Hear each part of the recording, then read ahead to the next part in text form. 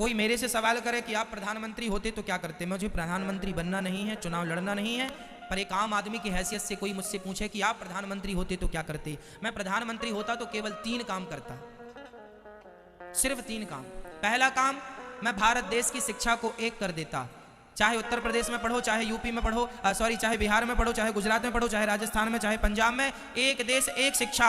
नेता का बेटा भी वहीं पढ़ेगा और मजदूर का बेटा भी वहीं पढ़ेगा। ये शिक्षा, ये प्रधानमंत्री मैं होता तो मैं पहले देश की शिक्षा को एक करता। दूसरा, मैं सारे हॉस्पिटलों को तंदुरुस्त करूंगा पहले तो, कि पूरे देश में कोई बीमारी से ना मरे। हर क्षेत्र में, हर जिला में ऑक्सीजन बनने की सुविधा हो, हमें ऑक्सीजन की सप्लाई बाहर से ना करनी पड़े, हम ऑक्सीजन खुद बनाएंगे। हम देश में खुद जो जरूरत है, आवश्यकता है। और आपको बता दूं भैया, दुनिया में सबसे ज्यादा दवाई भारत में बनती है, सबसे ज्यादा टीका भारत में बनते हैं।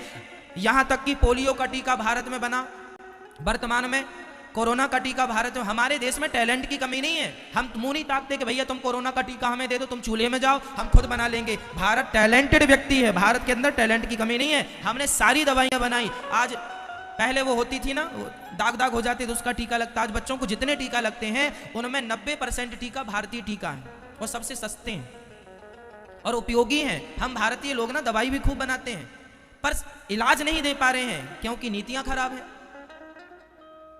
यदि मैं प्रधानमंत्री होता तो देश की चिकित्सा को एक करता, सबके लिए दवाई फ्री, सबके लिए इलाज फ्री, बीमारी से कोई ना मरे, अपनी मौत से मरे तो मरे पर बीमारी से कोई ना मरे।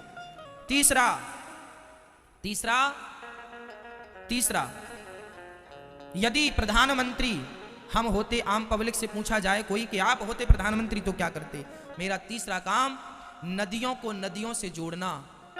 यदि आज नदियों को, बड़ी नदी को छोटी नदी से जोड़ दिया जाए तो जितना पानी बह के समुद्र में जाके खारा हो जाता है। छोटी नदी सूखी पड़ी है, बड़ी नदी का पानी बहता जा रहा है। अरे बड़ी नदी को छोटी नदी से जोड़ देने से, और छोटी को और छोटी से जोड़ देने से, और छोटी को और छोटी नदी से जोड़ देने से क्या होगा कि भारत में फसल ज्यादा होगी। आज जहां पानी है वहां का किसान तो सुखी है, पर जहां पानी नहीं है वहां का किसान आत्महत्या कर लेता है पानी ना होने के कारण।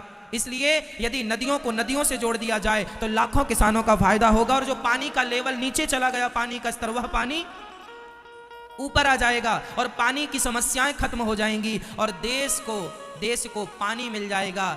आज हमारे भारत में बहुत सारे जिला ऐसे हैं जिसमें चेन्नई का नाम सबसे आगे है कि वो सूख गई है, 2000 फीट नीचे भी पानी नहीं है। कल को आपके शहर की बारी है जहां खोदने से पानी नहीं होगा, कल आपके पास पैसा बहुत होगा मेरी माँ, पानी नहीं होगा। आज 20 रुपए लीटर पानी बिकता है और अच्छा पानी 50 रुपए लीटर बिकता है। वो दिन दूर नहीं जब 1000 रुपए लीटर पानी बिकेगा। यदि आज नहीं जाके नदियों को नदियों से नहीं जोड़ा, पानी नहीं बचाया, तालाबों का संरक्षण नहीं किया, तो वो दिन दूर नहीं जब 1000 रुपए लीटर तुम पानी पियोगे और तुम्हारी औलाद तुम्हें गाली देगी कि हमारे देश के हमारे माँ बाप ने क्या किया, पानी तक नहीं बचाया। आने वाला भारत प्यासा रहेगा यदि आज नहीं जागे तो। इस जल संरक्षण के साथ साथ वृक्षों का संरक्षण, जंगलों का संरक्षण जरूरी है ताकि हमें, आप बताइए, आपको बहुत पैसा चाहिए या शुद्ध हवा चाहिए? बोलो। कल को आपकी जान पर बन पड़ेगी तो पैसा काम नहीं आएगा। अभी कोरोना काल में सबके पैसे धरे के धरे रह गए, ऑक्सीजन भी नहीं मिली। ये पैसा सब कुछ नहीं है मेरी माँ, जिंदगी सब कुछ है, हवा सब कुछ है। इसलिए भारतीयों को शुद्ध हवा मिलनी चाहिए और शुद्ध हवा तब मिलेगी जब जंगलों का संरक्षण होगा, जंगल बचेंगे, वृक्ष लगाए जाएंगे। रोड के नाम पे करोड़ों वृक्ष काटे जाते हैं, बताओ लगाए कितने जाते हैं? जल में वृक्ष भी आ गए, प्रकृति, चिकित्सा और शिक्षा। पहले हमें इनमें काम करना चाहिए, जरूरत है इन चीजों की। बताओ आज देश को इन 3 मुद्दों की जरूरत है कि नहीं? 3 कामों की जरूरत है कि नहीं? पर कोई भी सरकार अपनी सरकार बनाने के लिए इन 3 में से एक भी चीज ऐड नहीं करती। चाहिए ना कि ये चीजें हों, तब देश समृद्धवान बनेगा। आज इन्हीं चीजों पर तो अमेरिका ने काम किया है, तो आज वो संयुक्त राष्ट्र बन के बैठा है। आज इन्हीं चीजों में तो जापान ने काम किया है, तो वह सबसे पावरफुल बन के बैठा है।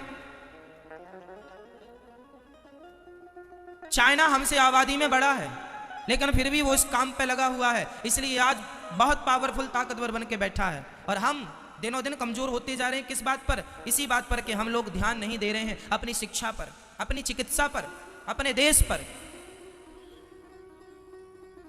आज भारत में परिवारवाद है, परिवार, ये मेरा बेटा है तो यही नेता बनेगा यही देश चलाएगा, योग्य है तुम चूल्हे में जाओ, तुम योग्य हो तो हो, पर ये बेटा है हमारा इसलिए चलाएगा। भले भले वो बिल्कुल अनपढ़ है, भले उसको काखा गाघा का ज्ञान नहीं है, पर नेता है इसलिए।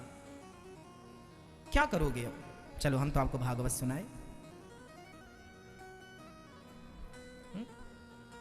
ये तो देश की बातें हैं मैया, ये तो मेरी चिंता है कि मेरा देश समृद्धवान बने। मैं चाहता हूं कि आप पढ़े लिखे हो, मैं चाहता हूं आपके घर भी कभी चूल्हा ना बुझे, मैं चाहता हूं कि आपके पास भी एक गाड़ी हो, मैं चाहता हूं कि भारत के मजदूर के पास भी कम से कम एक खुद का घर हो, खुद की गाड़ी हो, खुद के लिए बढ़िया पहनने के कपड़े हो, खुद शिक्षित हो। मैं ये चाहता हूं गरीब से गरीब आदमी शिक्षित हो।